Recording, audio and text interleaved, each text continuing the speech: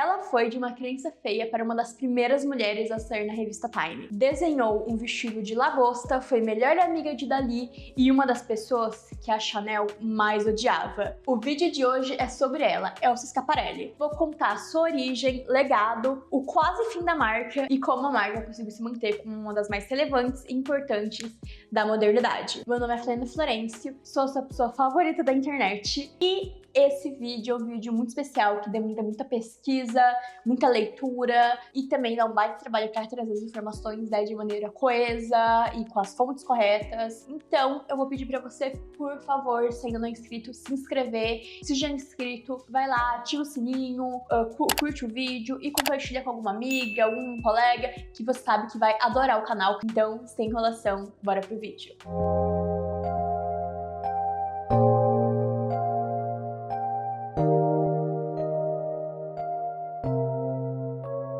Elsa Luisa Schiaparelli nasceu no dia 10 de setembro de 1890 na cidade de Roma, na Itália. Ela vinha de uma família de intelectuais e bem tradicional. Seu avô foi reitor da Universidade de Roma, seu tio-avô foi um astrônomo e a sua mãe era descendente de nada mais nada menos dos Médici. Quem conhece a história sabe que era uma família cheia de trama e que também, gente, não tinha família melhor pra Elsa descender, porque eles também... Ai, gente, sou nerd de história. Vou acabar falando um monte pra vocês. Porém, a própria Elsa se considerava meio que a ovelha negra da família, porque enquanto ela tinha sua irmã mais velha, que era lindíssima, muito nos padrões da época, ela não era, e ela mesma se considerava isso. Ela disse em sua autobiografia, que inclusive tem uma história bem engraçada, a gente pode dizer, e que define muito esse trabalho quase surrealista que a Elsa teria com o tempo, né, e tem inclusive muito essa vertente do surrealismo com ela foi muito amiga do Salvador Dalí, que é que quando ela era pequena, como ela achava que ela não queria florescer, né, porque na época quando uma menina entrava na puberdade, tinha sua primeira menstruação, não se falava isso, porque era um tabu, então falava que a menina florescia para a mocidade.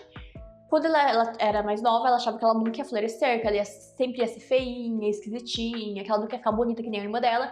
Então, gente, ela plantou flores na garganta, ouvido, ela até tentou, tipo, nos olhos, no rosto dela, porque ela achava que aquilo faria ela florescer, né? As plantas cresceriam ali e ela ia florescer.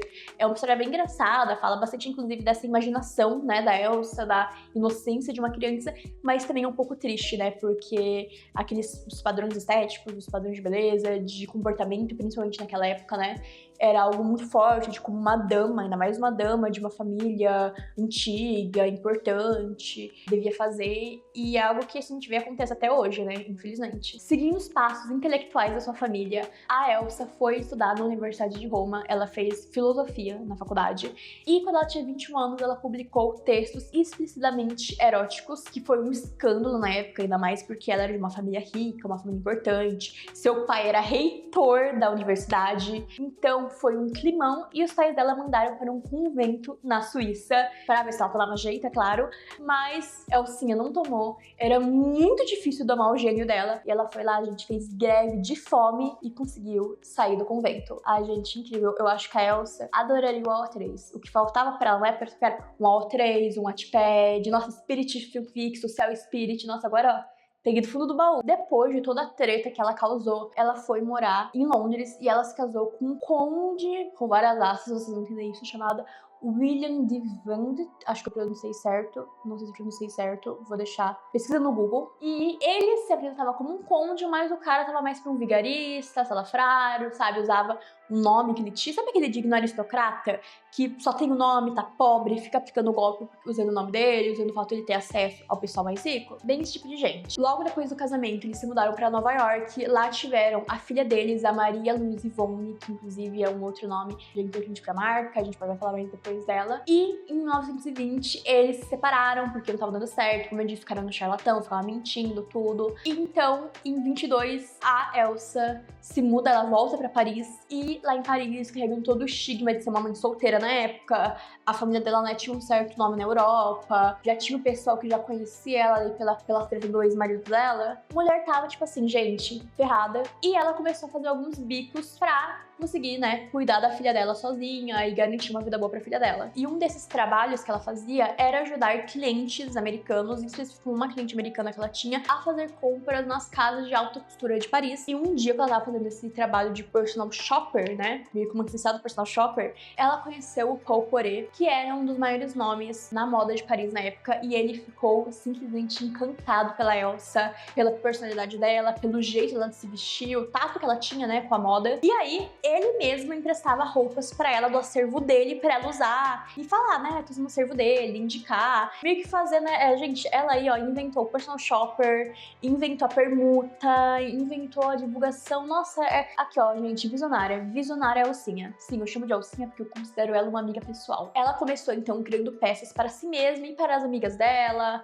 com a ajuda do Paul também, que apoiava muito ela, e ela já tava tendo um renomezinho ali, o pessoal já conhecia ela pelo estilo, pelas peças que ela fazia, pela personalidade dela também, que era uma coisa única. E aí, ela foi convidada para ser designer na Maison Lambau, que era uma marca na época grande. Em 1927, a Maison fecha por algumas questões financeiras da época, e lá vai, tadinha da Elsa, mãe solo, sem o mínimo de formação, né, formal em moda, né, ela não tinha aquele renome de ter contatos das faculdades, dos grandes ateliês, né, e o que ela faz? Ah, não, eu vou voltar pra Itália, vou lá morar com os meus pais, que já tem dinheiro, as famílias já tem renome, vou deixar minha filha lá. Não, a mulher, gente, não existiu. Foi lá, e sem renome nenhum, conhecida ali só pelo grupinho ali, pessoal ali, ela vai lá e cria a própria marca dela. E o primeiro hit veio logo ali. Ela criou um pullover de tricô, bem no pescoço, uma peça única, super diferente para a época, e que a Vogue na época chamou de uma obra de arte em formato de moda. E, gente, depois disso, só pra frente, em 1928, um ano só da criação da marca, ela já tinha se mudado pra Rua de la Paix, que é uma das ruas mais tradicionais de Paris, que inclusive é o coração, né, na moda de Paris. E em 1931, a atriz espanhola Lili Álvares usou uma saia culotte que parecia um pouco uma calça, e isso gerou uma polêmica na época. A mídia, né, ficou horrorizada, falando um monte. Porém, isso, gente, é aquele negócio. Desde que o mundo é mundo, falem bem ou falem mal, mas falem de mim, como diria a grande filósofa Melody. Então,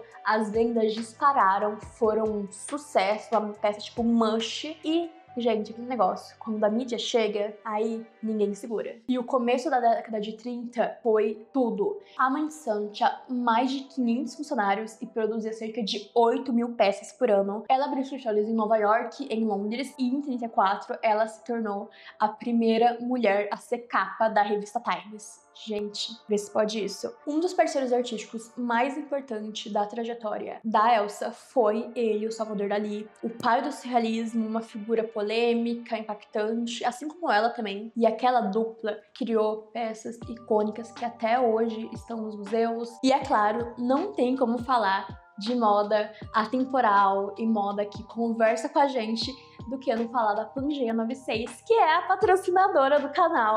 Sim, gente, estamos com publis, mamãe tem publis, mamãe tem código. Mas sério, gente, tô muito feliz de anunciar essa parceria pra vocês. E agora, nesse tempo de Copa, não teria como não indicar pra vocês a blusa Bra, uma regatinha lindíssima, atemporal, que vai dar pra usar tanto pra torcer pro X no Brasil, quanto no nosso dia a dia, pra servir a nossa Latina Berry, Brazilian Core.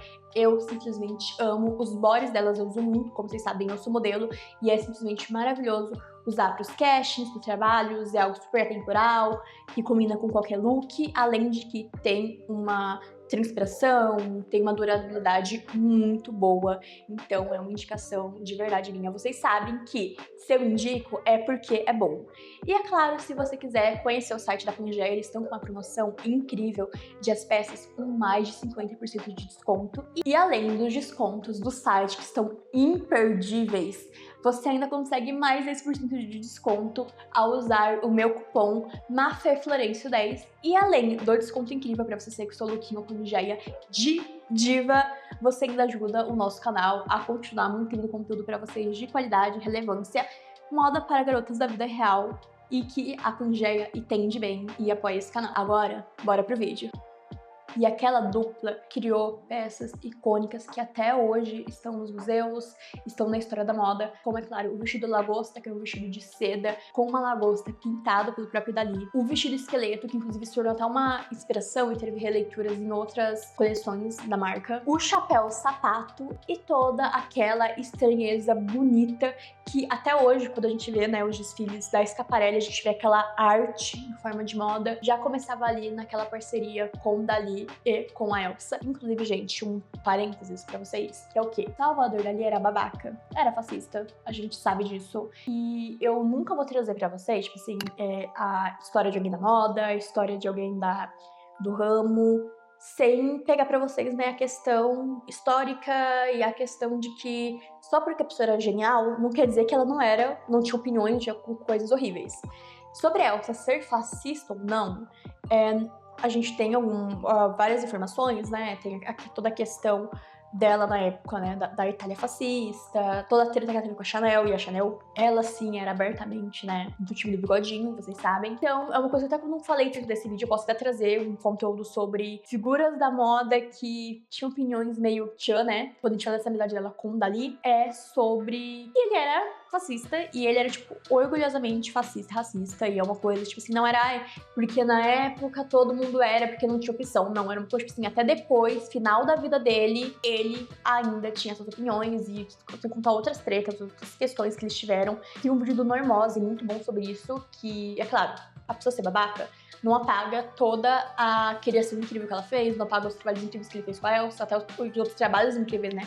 A maneira como ele colocou na arte, mas a gente nunca pode esquecer disso. Inclusive, eu tô preparando o roteiro do vídeo da Chanel, e nesse vídeo específico eu quero falar muito sobre a questão polêmica da vida dela, pegar na ferida, então comenta o que vocês querem ver, se vocês tiverem também fontes pra me dar, né, sobre essa questão dela, eu fico muito feliz, vocês ajudam a tia Fernanda a criar um conteúdo cada vez melhor, cada vez mais informativo pra vocês. Mas como diria a frase, quem é amigo de todo mundo não é amigo de ninguém, ela, claro, teve suas inimizades, e uma das rivalidades mais icônicas da moda é entre elas Chanel e Elsa Schiaparelli. Gente, a Chanel odiava a Elsa, inclusive isso explica muito até porque a estética das duas marcas é totalmente diferente. A Elsa é muito mais disruptiva, mexia com a questão de arte, questão do que deixar as pessoas desconfortáveis, né? Então, tipo, enquanto a Chanel, ela fazia mais pra aquela mulher cosmopolita, que era uma mulher assim rica, mas ainda queria ser um pouco moderna, né? E ainda queria ter essa elegância. Então, era muito... Elas tinham essa rivalidade não só de personalidades, mas também artísticas. Eram marcas que estavam em dois nichos separados, mesmo que estivessem ali, né, compartilhando o palco da alta costura, o palco das grandes marcas da época, grandes marcas até hoje, mas elas se odiavam. Inclusive, gente, a Chanel nunca chamava a Elsa pelo nome dela. Ela chamava ela de aquela costureirazinha italiana, enquanto a Schiaparelli falava que a Chanel se levava muito a sério e achava que ela era muita coisa que ela não era. Ai, gente, sério, imagina viver naquela época. Dior, Chanel, Schiaparelli no auge, todas as tretinhas ali no meio. Inclusive tem uma série da Apple muito boa que fala dessa época, é The New Look. E é uma série muito boa, eu quero muito assistir, porém eu não tenho Apple TV, terei que ir pra pirataria. E aí eu falei pra vocês de todo o sucesso da Schiaparelli nos anos 20, no começo da década de 30, mas o que acontece no final da década de 30 que muda a história da humanidade e, é claro, muda a história da Schiaparelli. Eu tô pra vocês a Segunda Guerra Mundial, um dos períodos mais sombrios da história da humanidade, mais triste. E é claro que a Elsa, não só como uma empresária que viu, né, toda a potência da marca sendo diminuída pela guerra, todas as tensões, ela morava em Paris na época que foi, né, invadida pelos nazistas. Teve também a Itália, que estava no meio da Itália fascista. Tem algumas questões, né, sobre a família da Elsa, sobre a própria Elsa, mas talvez eu traga como sobre isso em outro vídeo. Hoje eu quero mais falar da performance dela como estilista mesmo, e a história da marca, não tanto a história dela, por mais que eu tô falando mais da história dela. E foi um grande baque em 54, logo depois do fim da Segunda Guerra Mundial, né, a Segunda Guerra Mundial termina em 45, ela ainda ficou uns 9 anos se reerguendo, tentando. Ela declara falência, a marca fica totalmente dormente e ela basicamente se aposenta. Ela escreve a sua grande biografia, que é Shocking Life, que inclusive foi uma das maiores bases para esse vídeo. E aos 83 anos, Elsa Schiaparelli morre após um AVC em Paris. E a marca simplesmente morre com ela. Ficou ali parada, algumas peças em acervo, mas nunca voltou a ser antes, até, é claro, o ano de 2007, quando a marca é comprada pelo magnata italiano Diego Della Valle, dono do grupo Tod's. Em 2012, a marca ressurge das cinzas. Ela abre seu ateliê no Palais Vendôme, em Paris. Alguns diretores criativos entram, saem, mas é em 2019, com Daniel Raspberry, que a marca volta com tudo para os holofotes e virando a queridinha dos tapetes vermelhos e do Met Gala. E sério, gente, que Met que é Met Gala e a Schiaparelli. Todo ano tem pelo menos um lookinho com a marca. Esse ano, inclusive, posso falar, eu fiquei até um pouco triste, porque eu achei que a gente teria mais lookinhos de Schiaparelli, né? Porque moda arte é totalmente... Sei que tem aquela polêmica envolvendo a esposa de Jeff Bezos, mas isso aí, gente, outro rolê. Mas enfim, e a gente teve, né, a esposa de Jeff Bezos, aquele lookzinho básico, imitando inclusive uma capa, até bem, mas quem brilhou de Schiaparelli no Met Gala de 2026 foi a Kylie Jenner, com aquele vestido incrível, lindíssimo. Eu pessoalmente, vou falar, como uma pessoa de gosto pessoal, eu achei meio estranho, mas depois que você entende, né, o conceito por trás do look e você vê, né, aquela peça aqui, odeio elogiar uma Kardashian, mas ela arrasou com aquele look. Inclusive, foi um look que demorou mais de 11 mil horas pra ficar pronto. As peças todas bordadas à mão, as pérolas, 1000 escamas de peixes pintadas à mão. É um trabalho, gente, incrível. Inclusive, é um dos diferenciais da Schiaparelli, como cada peça dela é uma obra de arte em sua essência. Nossa, gente, posso falar? Eu acho que, vou passar que é uma das minhas marcas de moda que eu mais sou apaixonada, isso desde sempre. Desde que eu descobri que foi ela que inventou o Rosa Pink, não tinha como não amar a marca, né, gente? Inclusive, o motivo de eu gostar tanto da Schiaparelli não é só a questão, né, das roupas incríveis, mas toda a história, toda a trajetória, toda essa questão de você ser estranho é muito cool. Eu acho isso muito legal, como uma garotinha que sofreu bullying na infância inteira. É algo muito incrível você se conectar com uma marca de alta costura, uma marca grande, e quando você vê essa marca, ver que ressoa com você. Isso é muito legal. E inclusive é algo que eu quero muito trazer mais pra vocês, sabe? Como a moda ressoa na gente, não só como uma aparência, não só como uma questão estética, mas como uma questão histórica e uma questão de personalidade. Elsa Schiaparelli é com certeza uma das personalidades mais importantes da história da moda. E infelizmente um vídeo de 15 minutos, 20 minutos não faz jus ao que essa mulher foi. Mas eu tentei dar o meu melhor no dossiê, pulei algumas partes, esqueci de falar do Rosa Pink, mas vou fazer um short, vou fazer um vídeo lá no Instagram, então me segue lá no Instagram, @msasflorencio, me segue no TikTok também, que eu vou fazer um vídeo para aquela rede social, falando sobre a criação do Rosa Pink da Elsa Schiaparelli. Foi muito bom ter você aqui comigo nesses minutos. Se você saiu daqui sabendo mais sobre a história da moda, sobre a Elsa Schiaparelli, comenta aqui o que achou, que você quer ver nessa minha série. Eu já fiz inclusive um vídeo muito bom sobre a trajetória da Vivienne Westwood, que é outra que totalmente é uma das minhas faves da história da moda e que merece também todo o esplendor pela sua criatividade, pela sua marca que ela deixou. Aproveita também e acessa o primeiro link na descrição ou o link no comentário fixado e conhece a Pangeia 96 e, é claro, ajuda eu, uma pequena influenciadora, a conseguir seu sustento. Prometo pra vocês que eu sempre vou trazer o melhor pra vocês, como conteúdo, como parcerias e como marcas. Meu nome é Fernanda Florencio e nesse canal eu falo de moda, beleza, autocuidado, tudo que passa pela minha cabeça insana. Foi muito bom te ter aqui. Tchau, tchau!